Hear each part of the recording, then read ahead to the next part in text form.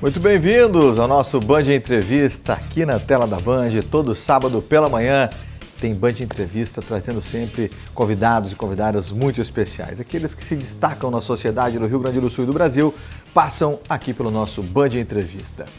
Também te convidando para me acompanhar na Rádio Bandeirantes de segunda a sexta às 10h30 da manhã com o Manhã Bandeirantes ao lado da Regina Lima e também às 8 da noite com o nosso 60 Minutos. Perdeu algum Band Entrevista, perdeu o Manhã Bandeirantes, perdeu os 60 Minutos? Vai no YouTube, Band RS. Lá tem as playlists de toda a nossa programação para você acompanhar de novo e os quase 100 convidados aqui do Band Entrevista. Também te convidando para entrar nas nossas redes sociais, @Grupo Band RS, @Rádio Bandeirantes Poa e @Fabiano Brasil Oficial, caso você queira seguir também o apresentador. Minha convidada de hoje é a vice-prefeita de Porto Alegre, Bettina Worm. Muito obrigado pela presença, prazer recebê-la. Prazer, Seja muito Fabiano. bem-vinda à Bandeirantes, ao nosso Band Entrevista. Obrigada, bom dia Fabiano, bom dia ouvintes, muito feliz por estar aqui e vamos ver o que nós podemos trazer, né, numa entrevista via televisão. Claro, vai ser muito legal. Até porque muita gente conhecia a Bettina Worm, mas não ela como vice-prefeita de Porto Alegre. Eu gostaria que a senhora contasse um pouquinho da sua história, como é que a senhora chega à vice-prefeitura de Porto Alegre, ao lado do prefeito Sebastião Melo, e como está sendo essa experiência? Pois então, assim, essa história eu já meio que repeti até, eu acho Algumas que é meio vezes, cansativo, né, do pessoal que já escutou. Eu sou, então, veterinária, tive clínica, né, durante 10 anos, acabei entrando no Exército e no ano passado eu já estava concluindo, né, o meu tempo de caserna, por assim dizer, e veio o convite, né, por intermédio da comandante Nádia e do deputado Zuco, que são do PL, para compor a chapa junto com o Sebastião Melo. Eu confesso que eu estranhei, né, naquele momento, porque eu não era da política, nunca tinha manifestado qualquer interesse de ir para a política, mas é aquelas coisas que acontecem na vida, assim, é aquele desafio, é a vontade de querer ajudar. Eu tenho muita experiência em gestão pública, não tenho experiência em executivo, no caso, né, de município, mas o arcabouço legal da parte administrativa é semelhante, então eu disse, olha, eu sempre trabalhei bem a minha vida inteira, então eu vou tentar fazer a diferença aqui também, né, e está sendo realmente sensacional. Pois é, eu imagino uma experiência. Inclusive, a senhora já foi prefeita em exercício algumas vezes, mesmo estando agora no mês de abril, já várias oportunidades a senhora assumiu a prefeitura de fato como prefeita em exercício. O que tem acontecido tem levado o Melo a se ausentar da cidade em alguns momentos por conta de não só as visitas a Brasília, né, voltadas para dois grandes aspectos, então a parte de econômica, né, dos financiamentos e tudo que envolveu a chegada do dinheiro que veio do exterior, e a reforma fiscal, que é um assunto que o pessoal, muitas vezes o pessoal de casa ou as pessoas que não estão envolvidas diretamente com a política acabam deixando meio de lado, mas é um assunto muito importante porque isso vai mudar muitas coisas dentro da cidade, dentro da administração pública. E essa preocupação que tem levado o Melo a viajar mais por conta da Frente Nacional de Prefeitos, né, do Conselho, para ver o que vai restar para a capital gaúcha, né, porque a gente tem algumas incertezas que virão, então até 31 de dezembro de 26 a gente vai fechar os 8 anos, que são os anos de amostra que nós teremos em termos de arrecadação, para daí depois iniciar a descentralização via imposto que irá para o governo federal, não mais ficará no município. Então, isso gera muitas dúvidas e eu acredito que vai ter que ter muita conversa nessa reforma, com certeza. Bom, daqui a pouco a gente vai entrar na questão da resiliência climática. Nós tivemos na última semana, na segunda-feira, um temporal muito forte aqui em Porto Alegre. E mais uma vez, evidentemente, a natureza tem mostrado que as coisas mudaram e a gente vai falar daqui a pouquinho sobre isso. Mas eu gostaria de saber também um pouquinho da senhora, como é que é a mulher estar como vice-prefeita de Porto Alegre? Conversava com o comandante Nádia aqui no início do mês de março, justamente pela questão do Dia Internacional da Mulher, que na verdade a gente tem que promover isso todos os dias. E a gente falava muito sobre o papel da mulher dentro da política. Como é que a senhora está sentindo, a senhora que entrou agora como vice-prefeita, está vivendo isso, viveu evidentemente durante a campanha, mas agora efetivamente no mandato como vice-prefeita. Como é que tem sido a convivência com, evidentemente, a predominância masculina, mas e o papel da mulher dentro dessa questão da política, que, aliás, é uma questão que a gente aborda muito, de que possamos ter mais mulheres entrando na política, que não tenhamos que ter lá um percentual X por eleição para que tenhamos mulheres, mas sim que ela esteja em condições de competir de igual para igual, de forma que tenha espaço para ela atuar também na política. Como é que está sendo para a senhora? Pois assim, eu tenho uma visão um pouco diferente da maioria das mulheres. Eu acabei me acostumando com o ambiente masculino, porque eu fiquei 25 anos praticamente sendo a única mulher em N situações, né? Desde o primeiro lugar que eu servi como oficial de carreira, onde eu era a única mulher com 750 homens, então... Uma 750? Quando estava com o efetivo de soldados cheio, era 750. Então, eu tive sempre facilidade de me adaptar e sempre tentando me encaixar e andar ombro a ombro com eles, não querendo ir na frente, nem me sujeitando a ficar atrás. Então, para mim, não foi esse o problema, né? A dificuldade maior, que é uma coisa que acho que é um processo, é um aprendizado, é a situação da política mesmo, assim, né? Que muitas decisões que, em tese, envolveriam apenas o pragmatismo, elas acabam orbitando na política antes de se bater o martelo na decisão. Então, isso é uma coisa que é um pouco mais difícil de lidar, né? E o que eu tenho visto é assim, existe espaço para a mulher. Só que, no caso de candidatas na política, o que a gente vê é que muitas mulheres elas têm um pouco de reticência, né, para entrar, enfim, não só pela demanda, porque a mulher tem mania de estar sempre muito pronta para as coisas. A gente é muito exigente com a gente, né, com nós mesmas. Detalhistas para o bem, sempre. Eu sublinho isso. E assim, essa coisa do tem que estar absolutamente pronta, formada em absolutamente tudo para que tu consiga atender, né? Se a gente vê assim, dá um checklist para uma mulher, um checklist para um homem, tá, quais dessas tarefas aqui tu consegue desempenhar essa função? Aí a mulher, essa sim, essa aqui não sei, essa aqui sim, essa aqui também não sei. O homem olha a lista, essa aqui sim, consigo. Entende? Não, a gente é muito exigente com nós mesmas, né? E eu acho que a gente também tem outro detalhe, que é a maternidade, né? Se esse mesmo convite tivesse sido feito 10 anos atrás, que a minha filha teria 11 anos, muito provavelmente eu não teria aceito, né?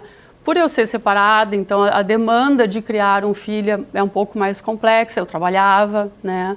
Então eu acredito que dependendo da janela de tempo, a mulher vai ou não vai. E isso é um problema na medida em que os partidos têm que estabelecer aquela cota de 30%. Então nós tivemos alguns eventos agora no Tribunal Regional Eleitoral, e isso foi falado por vários desembargadores, né? Que seriam então as mulheres laranja, que se chama, que é colocar uma figura feminina para fins de atender a demanda dos 30%, algum partido, para que tu viabilize a candidatura dos demais, né? Então, até que ponto é tão correto exigir um percentual mínimo, né?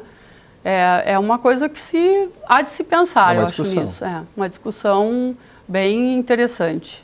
Mas eu acho que a mulher ela tem um olhar mais cuidadoso, sabe?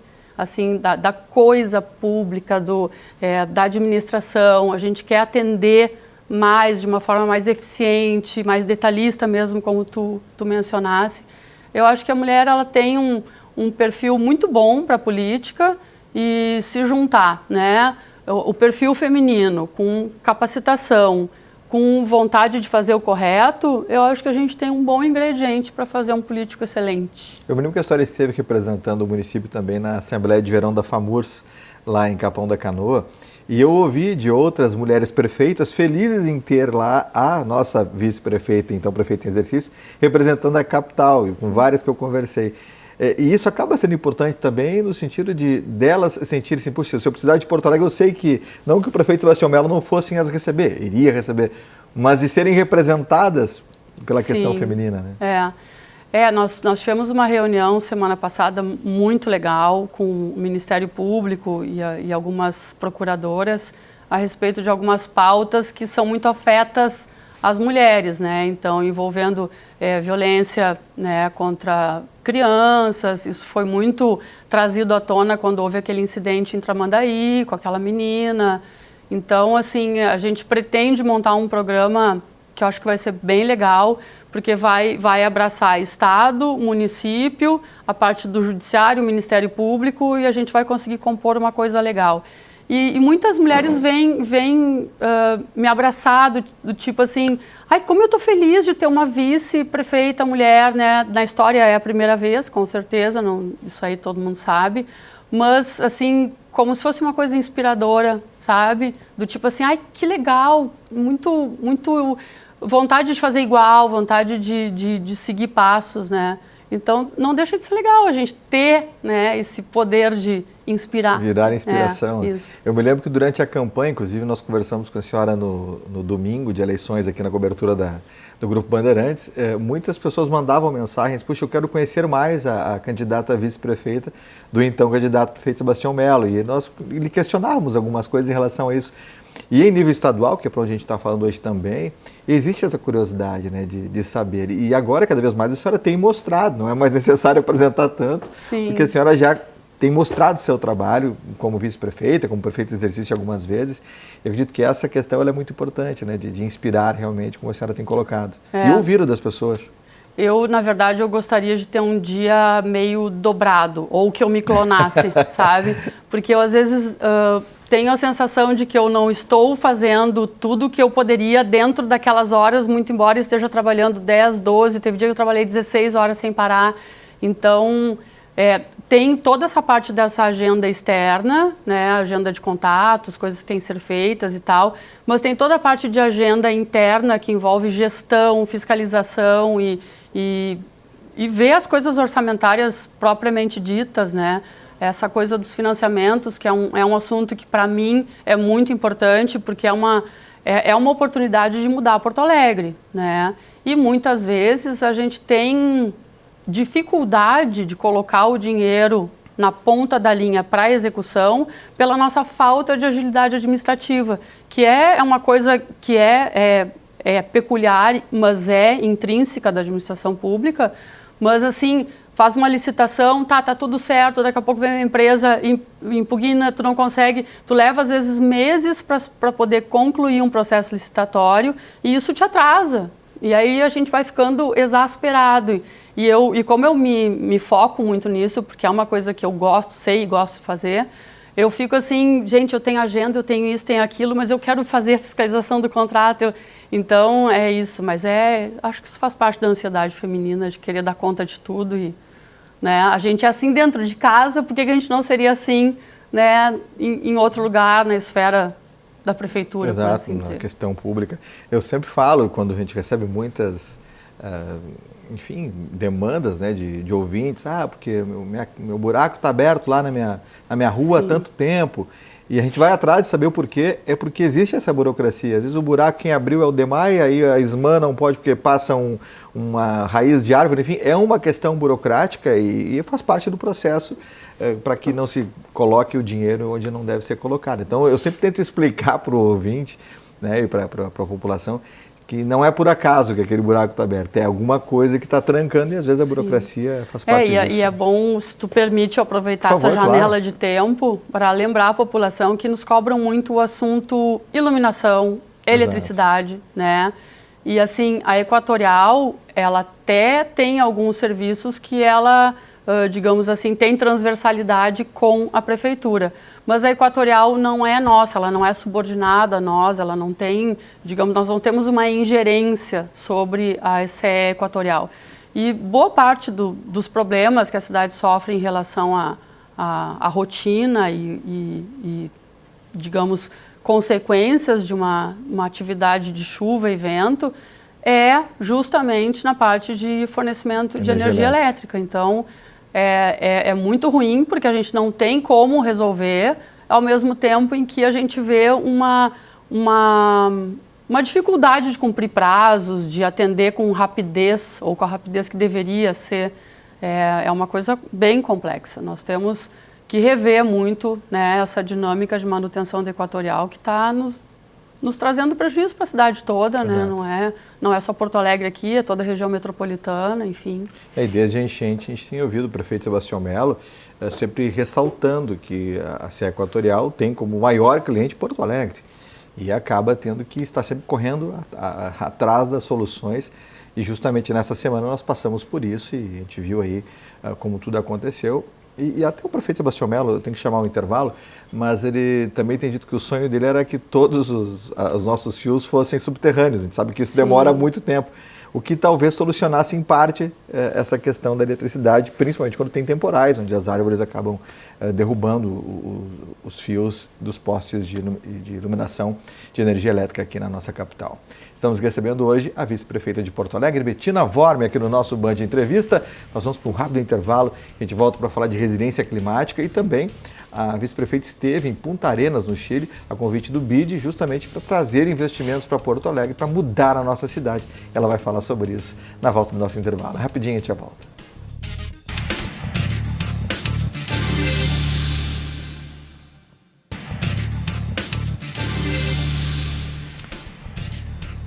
Voltamos com o nosso Band Entrevista. Todo sábado pela manhã, aqui na tela da Band, tem Band Entrevista. Não citei aqui minha equipe técnica, grande Eduardo Rocha, o Chicler, lá em cima na suíte. Estava de aniversário semana passada, parabenizei no ar e parabenizo de novo. Parabéns, viu, Chicler? Felicidades, meu irmão. Sempre conosco aqui. Também o nosso Júlio Neto no áudio, a edição da Claudinha, do nosso Rico e do Jean Grellert, e aqui nos estúdios o nosso grande Carlos Tille, o poeta das lentes comigo aqui. Grande Carlos Tille. Estamos recebendo hoje aqui no nosso Band Entrevista a vice-prefeita de Porto Alegre, Bettina Worm. Conversamos no primeiro bloco um pouquinho mais sobre história, como está sendo essa experiência como vice-prefeita. E a senhora esteve em Punta Arenas, lá no Chile, a convite do BID, do Banco Interamericano de Desenvolvimento, para justamente tentar trazer para o Rio Grande do Sul e para Porto Alegre principalmente, recursos para mudarmos a nossa cidade em vários aspectos. O que a senhora viu, como foi essa experiência, que a senhora tem de novidades para nos trazer? Bom, a partir de 2021, a Prefeitura de Porto Alegre pleiteou vários financiamentos internacionais buscando revitalizações da cidade e eles, dentro da Comissão de Financiamentos Externos, que fica no Ministério do Planejamento, eles foram todos negados, né? Não houve nenhum que fosse atendido. Quando houve a enchente, em maio de 24, pediram para que a gente reapresentasse, a Prefeitura reapresentasse esses pedidos de financiamento, voltando os projetos para a área da Mancha, né? Que seria a área alagada, e sempre buscando atender demandas não só da parte social, como da parte de prevenção de futuros problemas envolvendo enchente. Então, todos os projetos foram recalculados e refeitos, reapresentados e muitos deles foram aceitos. Não todos, mas muitos foram aceitos. Então, nós temos ao todo 6 bilhões e 71 milhões de reais voltados para atender demandas novas. Só Porto Alegre? Só Porto Alegre, né? Então, essa prevenção de cheias, ela deveria ser bancada pelo governo federal. O projeto inicial da década de 60, ele foi feito, né, pelo DNOS, que era voltado para essa parte de prevenção de cheias, porém, eles nunca tinha sido testado, né? Então, quando houve a enchente, em maio de 24, ele se mostrou insuficiente, se mostrou ineficaz, né? E quando ele foi revisado, nós olhamos ele inteiro, a gente viu que muitas das coisas que eram projetadas não foram executadas a contento, inclusive com relação à altura dos diques, muitos deles chegavam até 3 metros abaixo do que deveria ter sido construído. E as casas de bomba também, elas estavam abaixo, de forma que entrando a água elas ficariam inoperantes. Mas agora, com os projetos que a gente né, está já prospectando e planejando, a ideia é refazer todo o sistema de diques daí, sim, com a altura que deveria ser, né? Essa é a ideia, então isso seria um projeto a longo prazo e temos projetos a curto e médio prazo que já estão em andamento. Então, as casas de bomba estão sendo readequadas, colocado gerador, até porque muitas das coisas que hoje a gente dispõe em termos de tecnologia não existiam antigamente, né? Em 21 havia sido solicitado para o governo federal recursos para isso, mas havia sido negado. Então, agora a gente está podendo, né, ter a oportunidade de usar esse recurso. Nós temos muitas coisas a serem feitas, é dique, é comporta, é muro, é fazer uma proteção de cheia que vá. Nós não temos nada ali a partir da frente ali do Barra Shopping até o Lamir, não existe dique, não existe proteção, né? Então, tem muita coisa a ser feita, está se buscando apoio das universidades da Holanda. Então, o prefeito foi junto com o governador, Eduardo Leite, para que se visse o que eles fizeram, porque não existe povo que saiba mais de enchente e água do que o holandês, né? Eles até brincam que Deus fez o mundo e o holandês fez a Holanda, né? Porque eles que conseguiram deixar aquilo ali habitável. Então, tem muitas ideias que podem ser adaptadas para cá, ideias viáveis e técnicas de engenharia que para nós são muito importantes, né? E a gente conseguiu, por o Eduardo Leite estar junto, que fosse demonstrado que não existe uma proteção de cheia numa cidade, né? Existe uma proteção de cheia se tu for olhar o todo, a bacia hidrográfica como um todo. Nós não podemos esquecer que tem que ter, né, as barreiras de contenção, as áreas esponja, tem que ser uma coisa planejada, porque o meu dique é a represa do município do lado. Então, eu tranco a água ali, eu me protejo, mas eu estou trancando a água no município vizinho. Então, assim, não pode ser assim. Isso tem que ser uma coisa com um olhar maior e isso cabe ao Estado e ao governo federal. Não tem como um município fazer uma coisa eficiente sem que a gente visualize o todo. Até porque, muitas vezes, a proteção da enchente em Porto Alegre pode estar lá em cima, na cabeceira do Jacuí, na cabeceira dos Sinos. Então, são vários rios que formam o Guaíba. Para isso, a gente tem que agir em pontos antes, né? A gente tem que reduzir a velocidade de chegada. Então, é um projeto muito desafiador, envolve muito mais dinheiro do que nós dispomos, né? Então, as coisas elas têm que ser feitas de forma efetiva. Essa reunião que nós tivemos, então, que tu mencionasse, né, da visita ao Chile, então foi uma reunião patrocinada pelo Banco Interamericano de Desenvolvimento. Ele trouxe algumas cidades que ele considerou cidades resilientes, eficientes, né? Tanto na área social como na área de proteção de cheia. Lembrando que fica muito claro que assim, o resiliente não é aquele que não sofre com o problema, é aquele que lida melhor e contorna o problema, né? Então, nós teremos outros eventos climáticos, sim, teremos muitos outros, né? Ao que tudo indica, os cientistas que lidam com isso alertam, o planeta está se reformulando e muitas coisas estão acontecendo onde nunca aconteceu antes, né? Então, a gente pode ver em outros lugares do mundo, né? O Rio Grande do Sul é um exemplo, mas nós temos Espanha... Logo depois do que tivemos aqui, na Itália também aconteceu algo semelhante, que Exato. Foi um horror também. Não, e assim, na Espanha morreu muita gente. Aqui a gente, com a graça de Deus, não teve, né? A gente teve digamos assim, uma mortalidade bastante baixa, considerando a magnitude, né?